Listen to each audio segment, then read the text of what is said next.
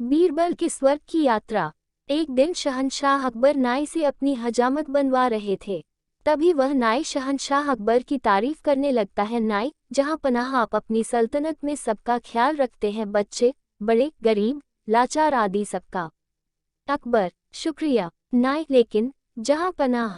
अकबर, लेकिन क्या हम किसी को भूल रहे हैं जिसकी हम देखभाल नहीं करते हैं? नाई, जहाँ पनाह, गुस्ताखी माफ करें, क्या कभी आपने बड़े बूढ़ों यानी कभी अपने पूर्वजों के बारे में सोचा है जो दुनिया छोड़कर स्वर्ग चले गए हैं? अकबर, लेकिन हम तो उनका भी ख्याल रखते हैं, उनके हक में हम दुआ करते हैं, उनकी याद में हमने शाही मकबरे बनवाए हैं। नाई, लेकिन जहाँ पनाह, कभी आपने किसी को स्वर्ग भेजा है अपने पूर्वजों की खबर लेने के लिए? उन्हें किसी चीज की वहाँ जरूरत तो नहीं है। अकबर, क्या कह रहे हो? कोई स्वर्ग जाकर वापस कैसे आ सकता है? तुम्हारा दिमाग खराब हो गया है क्या? कोई स्वर्ग की यात्रा करके वापस कैसे आ सकता है? नाई, जहाँ पनाह, मैं सच कह रहा हूँ, स्वर्ग की यात्रा करके वापस आ सकता है। मैं एक ऐसे योगी बाबा को जानता हूँ जो स्वर्ग भेजकर वापस बुला सकते हैं। वजीर अब्दुल्ला उनके भक्त हैं। आप चाहे तो वजीर अब्दुल्ला से कहकर आप उस योगी को बुला सकते हैं। अकबर, ठीक है, तुम कल ही वजीर अब्दुल्ला से कहकर उस योगी को बुलाओ। फिर अगले दिन वजीर अब्दुल्ला उस योगी बाबा को लेकर आते हैं। अकबर, वजीर अब्दुल्ला, क्या योगी बाबा दरबार में आ गए हैं? वजीर अब्दुल्ला, जी जहाँ पनाह, वो दरबार के बाहर ही खड़े हैं। आपकी इजाज़त हो तो उन्हें बुलाया जाए। अकबर, जी वजीर अब्दुल्ला, उन्हें बुलाया जाए। योगीराज निरंजन बाबा दरबार में हाजिर होते हैं।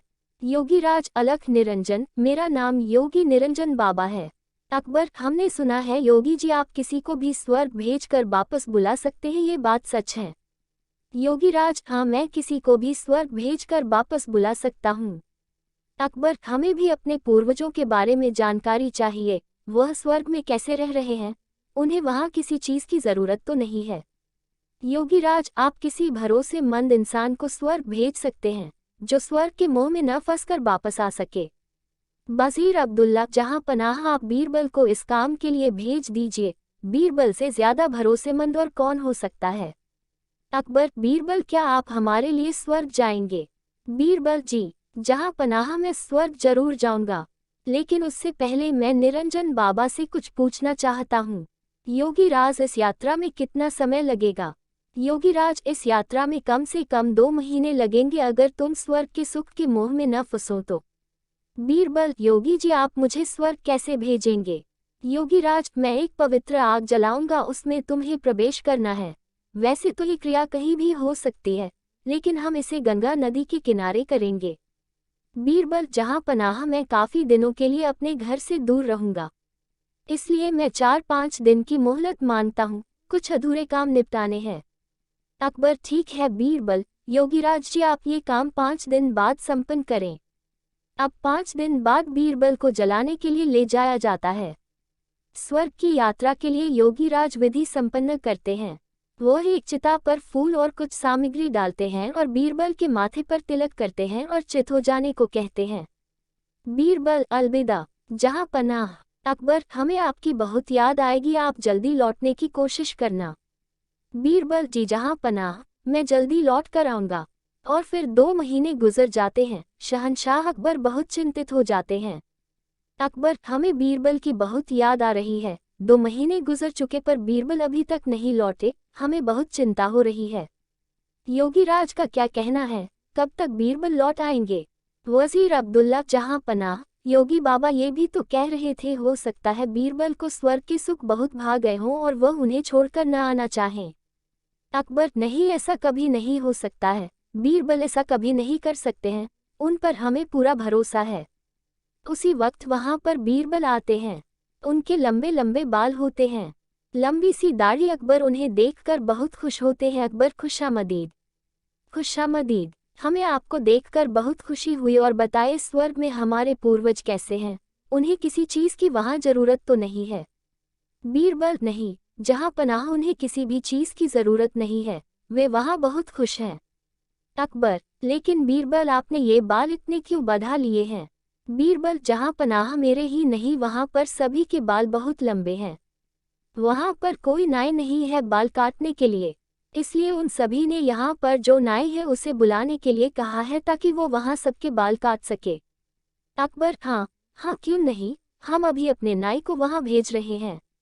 योगीराज और वह नाई अभी यहीं पर हैं, वो इस वक्त हमारे मेहमान बनकर रह रहे हैं। हम अभी स्वर्ग भेजने की क्रिया करवाते हैं। योगीराज और उस नाई को बुलाते हैं।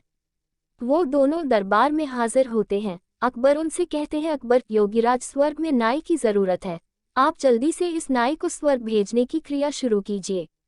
नाई अपने घुटनों पर गिरकर: जहां पनाह, मुझे माफ़ कर दीजिए, मुझसे ये सब वज़ीर अब्दुल्ला ने करवाया था, क्योंकि वह बीरबल की शोहरत से जलते हैं और बीरबल को अपने रास्ते से हटाना चाहते थे, और ये बाबा भी पाखंडी है।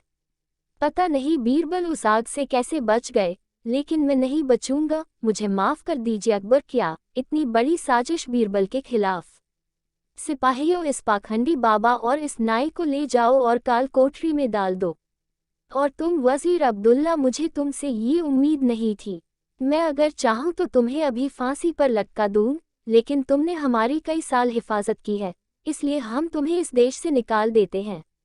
सिपाहियों, इसे ले जाकर सरहद के बाहर छोड़ आओ और फिर कभी अपनी शक्ल मत दिखाना। अच्छा बीरबल, मेरे बुद्धिमान दोस्त, ये बताओ तुम्हें इस साजिश का कैसे पता लगा? बीरबल: जहां पनाह, जब मैंने योगीराज के मुंह अगम प्रवेश करने वाली बात सुनी तो मुझे लगा दाल में कुछ काला है। तभी तो मैंने आपसे 5 दिन की मोहलत मांगी, और मैंने उन 5 दिनों में एक ऐसी सुरंग तैयार करवाई जो उस जगह से सीधे मेरे घर को जाती है। जहां पनाह, जब योगीराज ने आग जलाई तो मैं सीधे उस सुरंग पर खड़ा था जो मेरे घर को जाती है। योगीराज के आग जलाते ही मैं सुरंग का दरवाजा खोलकर अपने घर पहुंच गया। जहां पनाह, इस तरह से मैं वहां से बच निकला, और मैं चाहता था ये लोग अपना गुनाह खुद कबूल करें, इसलिए मैंने 2 महीने अपने बाल नहीं काटे, क्योंकि मैं ये भी जानता था कि इन तीनों में सबसे कमज़ोर कड़ी नाई है। अकबर: वाह बीरबल वाह, एक तुम ही हो जो ऐसा कर सकते हो, तुम्हारे जैसा कोई नहीं। मेरे शातिर दोस्त, तुम ही ऐसा कर सकते हो। वाह बीरबल वाह। बीरबल: शुक्रिया जहां पनाह, शुक्रिया। यदि कहानी अच्छी लगी हो तो हमारे चैनल को सब्सक्राइब जरूर करें।